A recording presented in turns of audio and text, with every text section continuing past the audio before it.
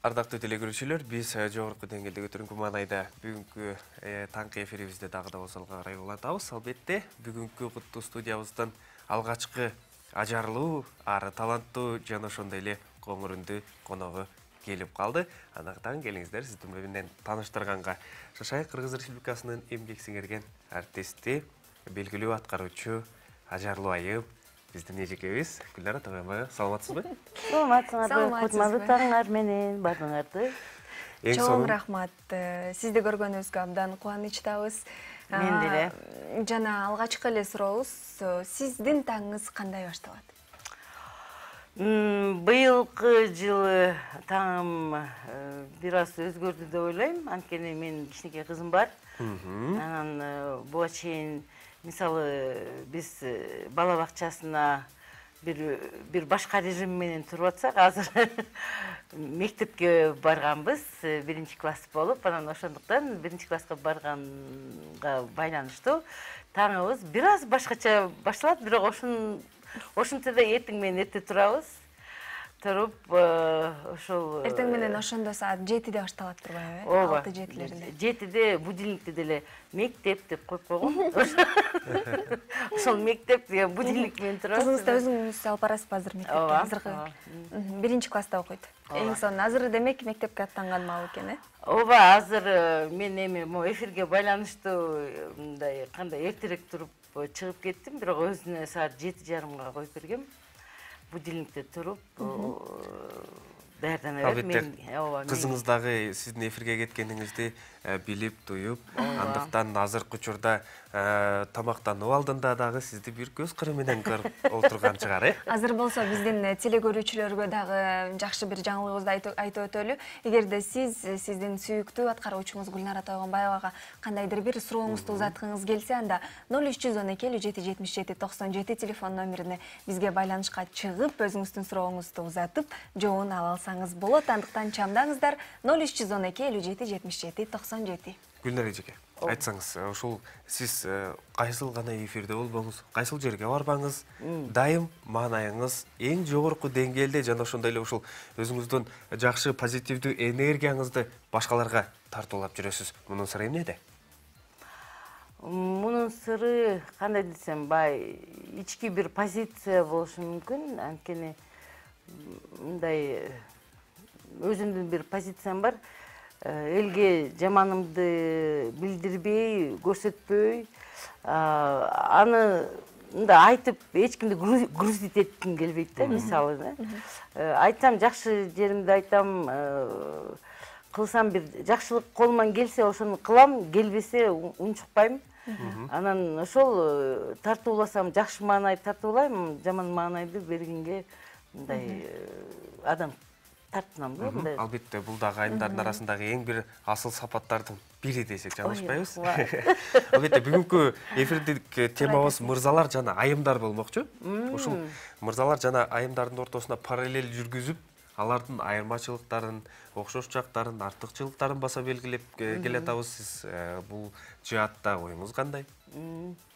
Эми ар бирибиз билебиз, аял менен эркек бул адам, биринчи ирет адам. Окшоштук жагы. Эмоциялар бар, ооба, бизде эмоцияларыбыз бар.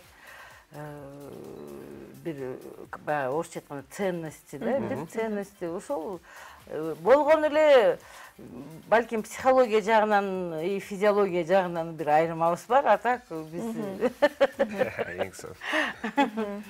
Эң сонун деги эле жашоодо сиз мисалы өзүңүздүн өмүрлүк жарыңызды же болбосо атаңызды же байкеңизди мисалы эркектерди, мырзаларды түшүнүү үчүн кандайдыр бир китептерди окуп бизде айтып койт эмеспи, айымдар менен мырзалардын ортосунда ушунчалык чоң бир айырмачылык бар.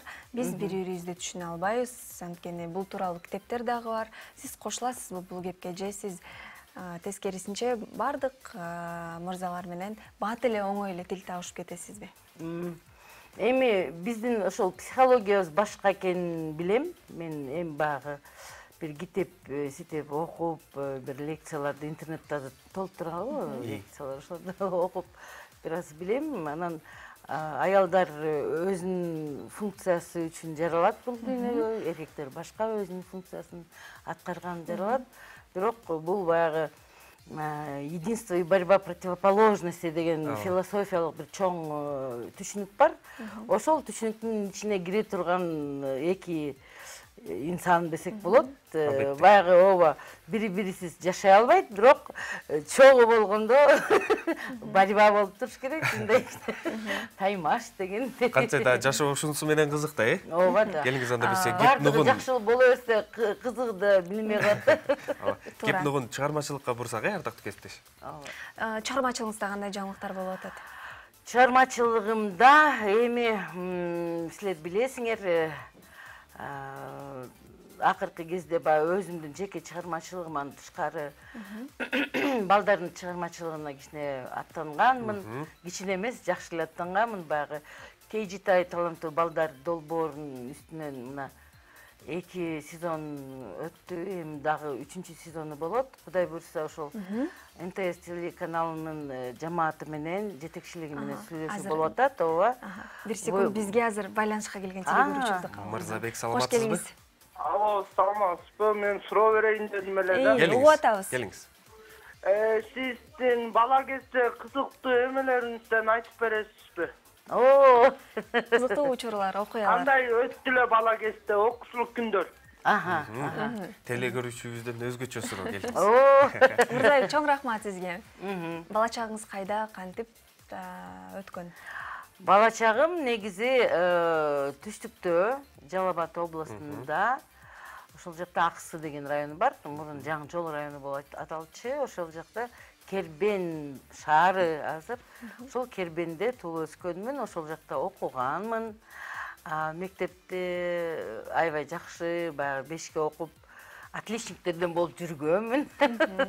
Активист, пионер, комсомол, октябрёноктон баштайм. Октябрёнок, пионер, комсомол, аябай активдүү, ар бир баягы мектептин иш-чараларына катышып, аяктан ары баягы райондун, областтын иш-чараларына чейин баары, бир олимпиадаларга катышып, слетторго катышып жүргөн ошондой аябай активдүү кыз болчумун. Анан ошол негизи мектепте окуганда эле ошол бир кандай десем, ошол сахнага чыксам, мырдасам деген кыялым бар болчу. Ошол кыялыма мына жеттим. Ошондуктан баягы ата-энелерге айтам да, балдарыңар ошентип активный тияка барат элем, могу менен машыгат элем десе, эч жок дебей ага шарт түзүп бергиле. Анткени ошол балаңардан балким бир мындай көрүнүктүү, бир ийгиликке жетишкен, бир жакшы бир инсан чыгаттыр деген ошондой бир оюмду айта кетейин ата-энелерге. Албетте. Эң сонун